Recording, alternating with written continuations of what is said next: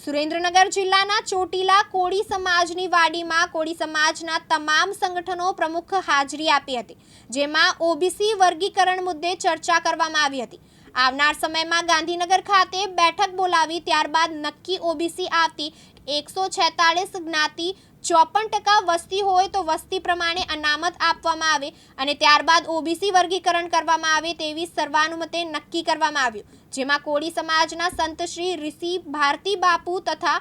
યુવા કોળી એકતાના અધ્યક્ષ ચિરાગ ઝાલા, કોળી ઠાકોર સેનાના અધ્યક્ષ, કોળી ઠાકોર સમિતિના પ્રમુખ, સુરેન્દ્રનગર કોળી સમાજના આગેવાન, ઉત્તર ગુજરાત કોળી ઠાકોર સમાજના અધ્યક્ષ વગેરે સંગઠનોના પ્રમુખો હાજર રહ્યા હતા। કોળી ઠાકોર સમાજની ચોટીલા ખાતે મીટિંગ યોજાઈ, જેમાં કોળી ઠાકોર સમાજના તમામ સંગઠનોના પ્રમુખ એક સાથે બોલાવવામાં આવ્યા અને આવનારા સમયમાં ગાંધીનગર ગુજરાતભરની મીટિંગ યોજાશે અને સમાજના હકને ન્યાય માટે ઋષિ ભારતી બાપુના અધ્યક્ષ સ્થાને બંધારણ કરવામાં આવશે। બ્યુરો રિપોર્ટ, દિવ્યાંગ ન્યૂઝ, સુરેન્દ્રનગર।